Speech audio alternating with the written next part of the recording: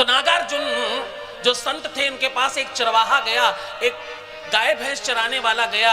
उसने कहा गुरुदेव मुझे ना संसार से मुक्ति चाहिए, मैं बड़ा परेशान हो गया हूं अपने घर परिवार से, मुझे अच्छा नहीं लगता, मुझे तो आप कुछ ऐसा रास्ता बताओ संसार से मुक्ति मिल जाए। नागार्जुन ने कहा देखो ऐसा कुछ होता नहीं है। हाँ? बोले नमः शंभवाय च मयो भवाय च मस्कराय च नमः शिवाय। वेद कहता है शिव में सर्वस्व है, ऐसा मानो कि तुम्हारे अलावा कुछ और है ही नहीं।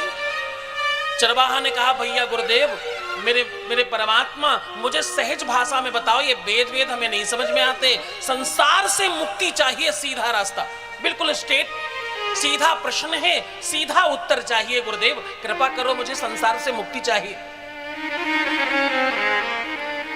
नागार्जुन ने कई बार समझाया, जब उसे समझ में नहीं आया तो नागार्जुन ने कहा अच्छा एक काम करो, मैं तुम्हें एक मंत्र दे रहा हूं, इस मंत्र को ये सामने जो गुफा बनी है इस गुफा में जाओ और वहां जाकर के इस मंत्र का जाप करना, तपस्या करना। उसने कहा हाँ ऐसा मैंने सुना है, तपस्या करने से शांति मिलती है, तपस्या करने से अच्छा होता है।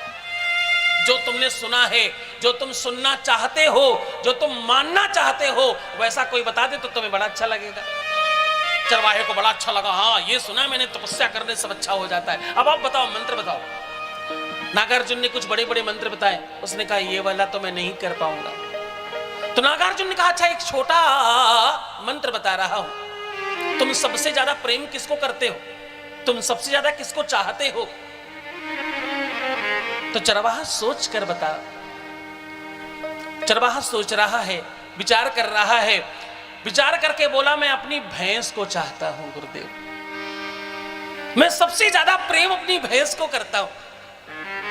अरे क्यों गुरुदेव? 24 घंटे भैंस में जीवन है मेरा, उसको मैं चराने जाता हूं, उसको नहलाता हूं, उसको दिलाता हूं, खाना खिलाता हूं, पानी पिलाता हूं, दूध निकालता हूं, बेचने जाता हूं, लाकर पैसे फिर उसी पर लगा देता हूं, यही जीवन है मेरा, मैं तो भैंस में जीवन है, मुझे तो भैंस से प्रेम है।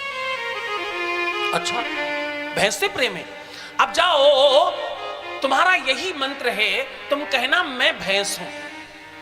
क्या मंत्र है?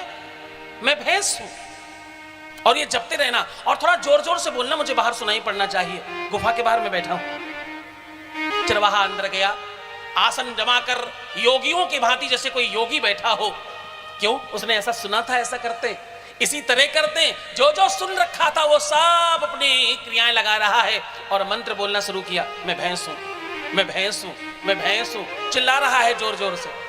ऐसा करते करते 2 दिन हो गए, रात्रि हुई, फिर सुबह सवेरा हुआ, तीसरा दिन है आज। अब आवाज थोड़ी कम हो गई अंदर से आनी।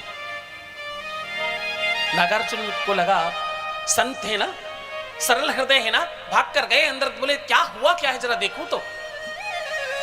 गुफा के द्वार पर खड़े होकर आवाज लगाया, चरवाहा बाहर आ जाओ। अंदर से आवाज आई, अब मैं बाहर नहीं आ पा रहा हूं, मैं बड़ी कोशिश कर रहा हूं गुरुदेव, मैं बाहर नहीं आ पा रहा।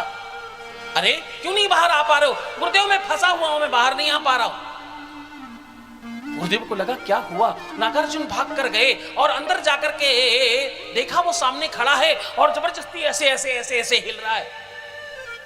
बोले तुम क्यों नहीं बाहर आ पा रहे हो? बोले गुरुदेव मैं आने की कोशिश कर रहा हूं, मेरी ये बड़ी बड़ी सींगें इसमें अटक रही हैं, मेरी ये बड़ी बड़ी सींगें ये गुफा में अटक जा रही हैं, मैं बाहर नहीं निकल पा रहा हूं। नागार्जुन ने बहुत तेज हिलाया, क्या कह रहे हो तुम? बोले मैं भैंस हूं गुरुदेव, मैं क्या कहूंगा। बहुत तेज हिलाया, एक हाथ गाल पर थोड़ा थड़फड़ प्रतड़ किया, हा हा हा हा हा हा। जब तुम केवल 3 दिन तक बोलकर मैं भैंस हूं, मैं भैंस हूं, मैं भैंस हूं, तुमने अपने आप को भैंस मान लिया, तो न जाने कितने सालों से तुमने कौन कौन सी मान्यताओं को अपने ऊपर चढ़ा रखा है। ऐसा ही होता है, ऐसा ही करना चाहिए, यही सत्य है। ये सब मान्यताओं ने तुमको घेर रखा है, जिस कारण न तुम्हारी भक्ति हो पाती और न तुम्हारे जीवन में शांति आ पाती। तुम्हारी मान्यताओं को अलग करो, ये भैंस की सींगों को थोड़ा काटना शुरू करो, धीरे धीरे अपने आप को समझना शुरू करो। हाँ, दुकानदार कहता है यही चढ़ाया जाता है और तुम मान लेते हो, क्यों? क्योंकि तुम मानना चाहते हो। वो सस्ता है ना, तुम्हारे पैसे कम खर्च हो रहे हैं ना, इसलिए तुम मान लेते हो। तुम्हें लगता है यही सत्य है?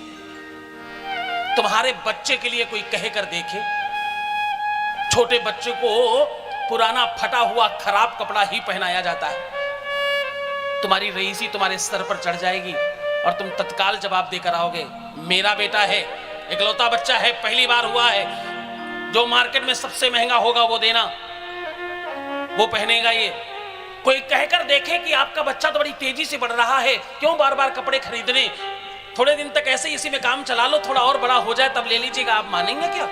नहीं। क्यों? वहां आप मानना नहीं चाहते। तुम्हारी मान्यताएं तुमको बड़ा और छोटा बनाती हैं। परमात्मा के लिए तुम कैसे मान लेते हो? वो दुकानदार कोई संत है क्या? वो कोई वैदिक है क्या? वो कोई महात्मा है क्या? वो कोई भगवान है क्या जिसकी बात तुम मान लेते हो? हाँ, अंत में परमात्मा ही काम आएगा, भरोसा मानो।